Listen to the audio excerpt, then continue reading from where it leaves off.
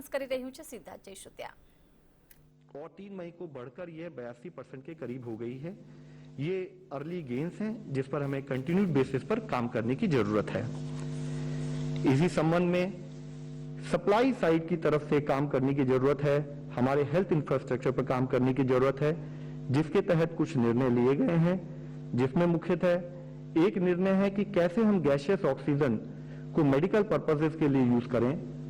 हमारी इंडस्ट्रीज जैसे कि steel plant, refineries, petrochemical units, power plants, वहां पर गैसियस ऑक्सीजन बनाई जाती है। हम उसको मेडिकल पर्पज के लिए इस्तेमाल करने का प्लान कर रहे हैं, जिसके अंतर्गत इंडस्ट्रियल यूनिट्स जो कि उस गैस को बनाती है जिसकी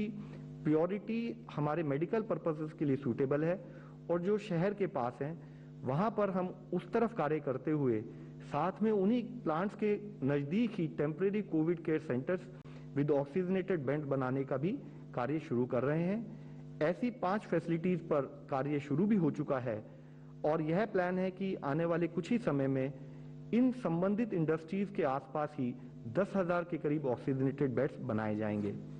हम स्टेट से भी इस बारे में डिस्कशन कर रहे हैं, उनको भी एनकरेज कर रहे हैं कि ऐसी अधिक से अधिक फैसिलिटीज उन प्रांतों में बनाई जाए जहां पर कि इस टाइप के प्लांट्स अवेलेबल हैं। इसके साथ ही जैसे कि हमने पिछली बार भी आपको बताया था,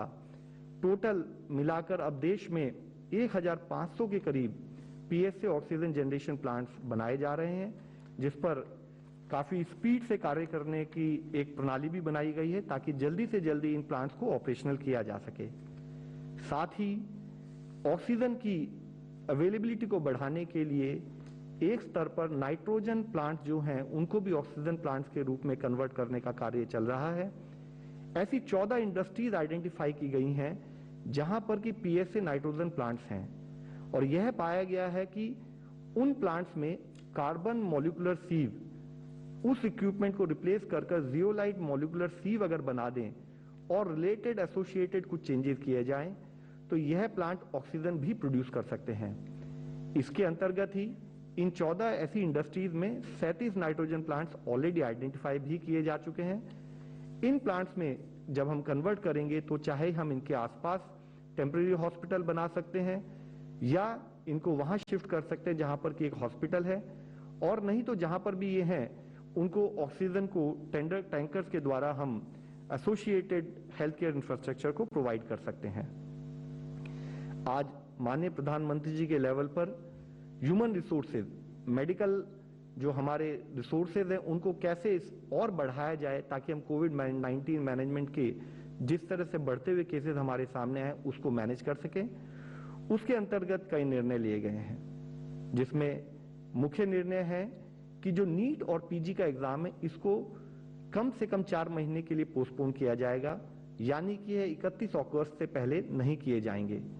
और साथ ही जब भी एग्जाम अनाउंस किए जाएंगे ताकि स्टूडेंट ढंग से पढ़ाई कर सकें, उनको 1 महीने का टाइम भी दिया जाएगा। इसके द्वारा हमारे पास जो नीट और पीजी से संबंधित जो हमारे पास स्पेशलिस्ट हैं, हम उनको क्वालिफाइड डॉक्टर्स को कोविड ड्यूटीज के लिए इस्तेमाल कर सकते हैं, हमारी मैन पावर बढ़ जाती है। साथ ही जितने भी मेडिकल इंटर्न्स हैं हम उनको भी कोविड ड्यूटीज के लिए उनकी फैकल्टी के अंदर as part of the internship इस्तेमाल करेंगे, जिससे कि हमारा medical infrastructure, medical human resources बढ़ सकें। इसके साथ ही फाइनल ईयर एमबीबीएस स्टूडेंट्स को भी हम लोग टेली कंसल्टेशन या माइल्ड कोविड केसेस के बारे में उनको ओरिएंट करते हुए वहां भी उनका इस्तेमाल करेंगे। साथ ही जो फाइनल ईयर पीजी स्टूडेंट्स हैं वो एज रेजिडेंट्स कंटिन्यू करेंगे जब तक कि fresh batch of PG students नहीं आ जाते। इसके साथ ही बीएससी और जीएनएम क्वालिफाइड नर्सों को भी हम full time Covid nursing duties के लिए उनका सहायता लेंगे, वह अपने सीनियर डॉक्टर्स और सीनियर नर्सेज के अंडर में काम करेंगी। अलाइड हेल्थ प्रोफेशनल्स जो based on their training, based on their certification, उनकी सर्विसेज और उनकी सहायता भी कोविड मैनेजमेंट के लिए ली जाएगी। इसके साथ ही वह हमारे मेडिकल कर्मी जो आज एक ऐसी सेवा देश के लिए कर रहे हैं, जो प्राण बचाने के लिए अपने प्राण को भी, अपनी आप को भी on the line of duty खतरे में डाल के काम कर रहे हैं, उनको सम्मान देने के लिए जो भी आदमी 100 दिन कोविड ड्यूटी करेंगे उनको prime minister distinguished Covid national service सम्मान से सम्मानित किया जाएगा। साथ ही उनको आने वाले किसी मेडिकल रिक्रूटमेंट में भी प्रायोरिटी दी जाएगी। इसके साथ ही जितने भी मेडिकल स्टूडेंट, जितने भी हेल्थ केयर प्रोफेशनल्स हमारे कोविड ड्यूटी में एंगेज होंगे, उनके सपोर्ट के लिए उनका वैक्सीनेशन और साथ में उनको जो हमारी ऑनगोइंग इंश्योरेंस स्कीम है उसमें भी कवर किया जाएगा। इसके साथ ही हमने स्टेट से भी रिक्वेस्ट करेंगे कि जितनी भी वेकेंट पोस्ट हैं, चाहे वे डॉक्टर की हों, चाहे नर्सेज की हों, चाहे वे अलाइड प्रोफेशनल्स की हों, उनको एक एक्सेलरेटेड प्रोसेस के थ्रू 45 दिन के अंदर कॉन्ट्रेक्चुअल अपॉइंटमेंट के द्वारा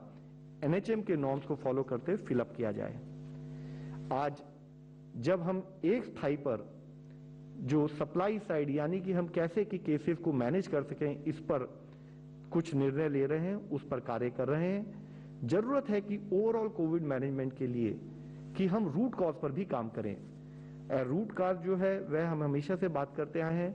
कि हम कैसे स्प्रेड ऑफ इन्फेक्शन को रोकें। एक रनअवे स्प्रेड ऑफ इन्फेक्शन जिसमें कि हम इन्फेक्शन को कंट्रोल करने का रिक्वायर्ड प्रयत्न ना करें, वह कभी भी हमारे हेल्थ केयर इंफ्रास्ट्रक्चर को और उसकी कोर कैपेसिटीज और लॉजिस्टिक्स को ओवरवेलम कर सकता है। इसलिए जब गवर्नमेंट की तरफ से हम सप्लाई साइड अप्रोच यानी कि चाहे वह ऑक्सीजन हो, चाहे वह टेम्परेरी हॉस्पिटल्स हों, चाहे वह मेडिकल रिसोर्सेज, ह्यूमन रिसोर्सेज हों, उस पर काम कर रहे हैं, हमें डिमांड साइड मैनेजमेंट पर भी उसी मोमेंटम से काम करने की जरूरत है। कलेक्टिवली जरूरत है कि हम होल ऑफ गवर्नमेंट और होल ऑफ सोसाइटी में उस अप्रोच से काम करते हुए चेन ऑफ ट्रांसमिशन को कैसे तोड़ें, उस पर कार्य करें। आज जरूरत है, जैसे मैंने इससे पहले भी आपके द्वारा सबसे रिक्वेस्ट की है, कि एक तरफ हमारे एरिया जहां पर की केस पॉजिटिविटी कम है, केसेस कम आ रहे हैं, हम उनको प्रिजर्व करें, वहां पर हमारा कंटेनमेंट से रिलेटेड कार्य चलता रहे। दूसरा जरूरी है कि जहां पर अधिक सर्ज पाया जा रहा है, केसेस ज्यादा आ रहे हैं, वहां पर हम इंटेंसिव एक्शन और लोकल कंटेनमेंट जैसे कार्य पर भी ध्यान दें। इसी के तहत हम आप लोगों की दृष्टि में लाना चाहेंगे, मिनिस्ट्री ऑफ होम अफेयर्स ने रिसेंटली ही डिजास्टर मैनेजमेंट एक्ट के अंदर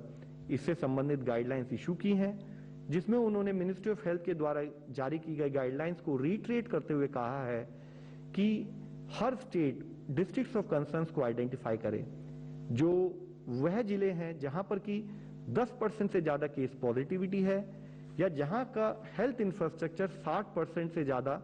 जो ऑक्सीजन सपोर्टेड बेड्स हैं या आईसीयू बेड्स हैं वह भरे चुके हैं। स्टेट से रिक्वेस्ट की गई है कि उन जिलों में वह एरिया आइडेंटिफाई किए जाएं जहां पर कि क्लस्टर ऑफ केसेस आ रहे हैं और वहां पर लोकल कंटेनमेंट,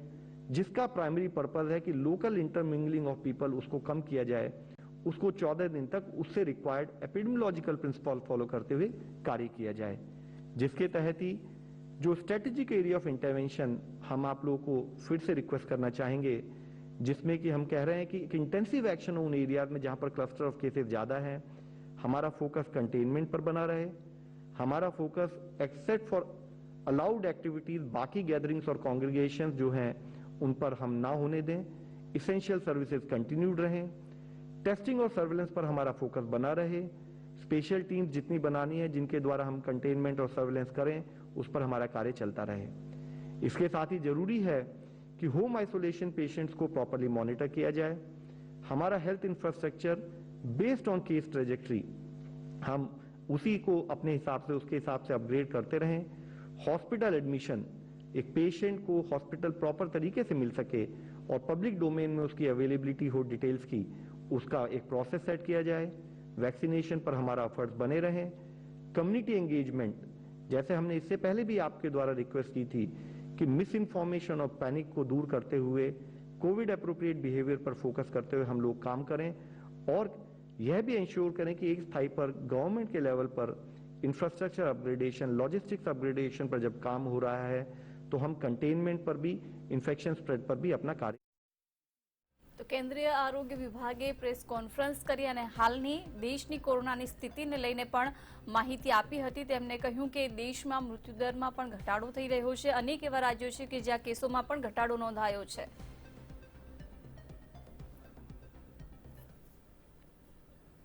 તો બુલેટિનમાં અત્યારે બસ આટલું જ। વધુ સમાચારો માટે આપ જોતા રહો મંતવ્ય ન્યૂઝ અને લોગિન કરો www.mantavynews.com। નમસ્કાર।